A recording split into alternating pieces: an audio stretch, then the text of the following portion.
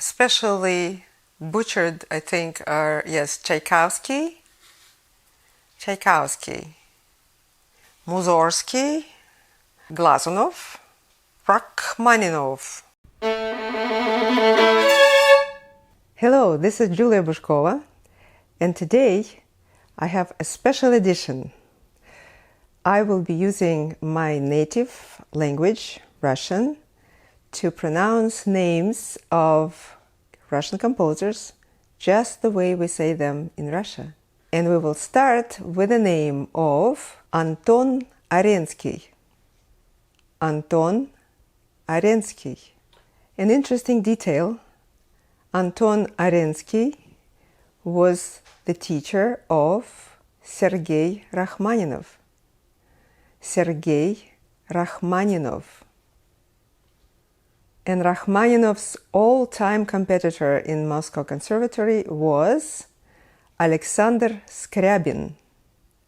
Alexander Scriabin.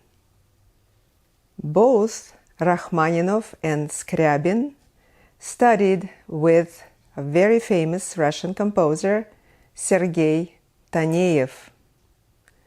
Sergei Taneyev.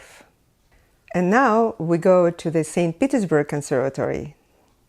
And there we will start with Nikolai Rimsky-Korsakov. Nikolai Rimsky-Korsakov. Rimsky-Korsakov was a member of the Mighty Five, a group of Russian composers, 5 of them, and here they are. Modest Mussorgsky, Modest Mussorgsky, Mili Balakirev, Mili Balakirev, Alexander Borodin, Alexander Borodin, César Cui, César Cui. So now returning to the very founder of Russian music school and Russian compositional school, Mikhail Glinka. Mikhail Glinka. And now the most famous, the most well-known composer of Russian school, Pyotr Tchaikovsky. Pyotr Tchaikovsky. Here I want to say that for some unknown reason, in the United States, it has become a custom to always write both first and patronymic name for Tchaikovsky. In Russia, we use first and patronymic names at all times when we are using the polite form of address. For instance, Modest Mussorgsky would be, of course, Modest Petrovich Mussorgsky. But here, in case of Tchaikovsky, he's the only one whose both names are used. I find it a little bit funny, because in Russian it's either both names or no names. So if I would say both of his names, it will be Pyotr Ilyich Tchaikovsky. Pyotr Ilyich Tchaikovsky. I think we should better stick to just Pyotr Tchaikovsky. And now we will go to the 20th century, to the contemporaries of Scriabin and Rachmaninoff. And those would be Nikolai Medtner, Nikolai Medtner, Reingold Glier, Reingold Glier, his student Sergei Prokofiev, Sergei Prokofiev. Another teacher of Sergei Prokofiev was Anatoly Lyadov. Anatoly Lyadov. Prokofiev's friend Nikolai Myaskovsky. Nikolai Myaskovsky. Here with Myaskovsky, check out how many symphonies he wrote. he wrote 27 symphonies. And by the way, a lot of them are really good. So I highly recommend you to get acquainted with Nikolai Myaskovsky if you haven't yet. Another composer whom all violinists should know and usually do know because we play his wonderful concerto is Julius Conus. Julius Conus. Another composer that is very dear to all violinists' hearts is, of course, Alexander Glazunov. Alexander Glazunov. Next, I would name a very famous Russian and Soviet composer, Dmitri Shostakovich. Dmitri Shostakovich. Here I would like to take a little moment and address a really important issue. I find it quite distasteful when I hear my students or people around me address Shostakovich as Shosti, or Tchaikovsky as Chaik, or Rachmaninoff as Rock. Where does that come from?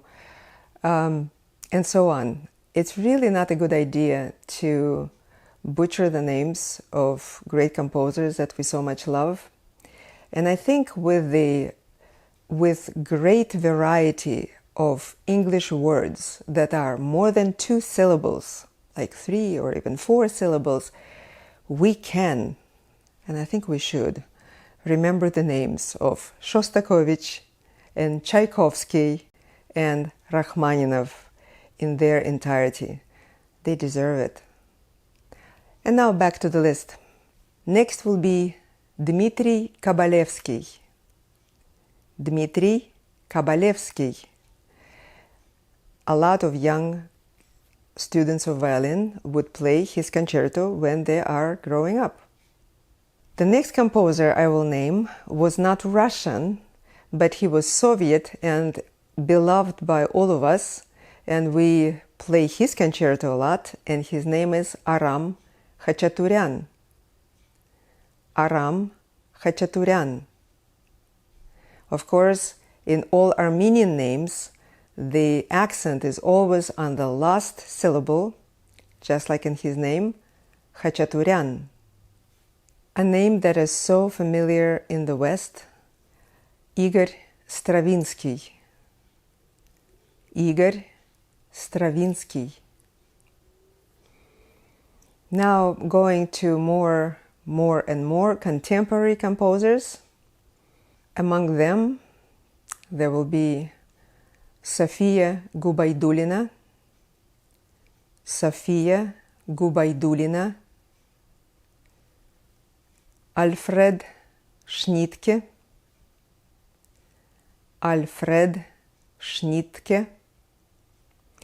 Schnittke actually was ethnically German, and by the end of his life he emigrated to Germany, but most of his life he lived just like his parents in Russia and was really Russian by culture, so I would name him as a Soviet composer.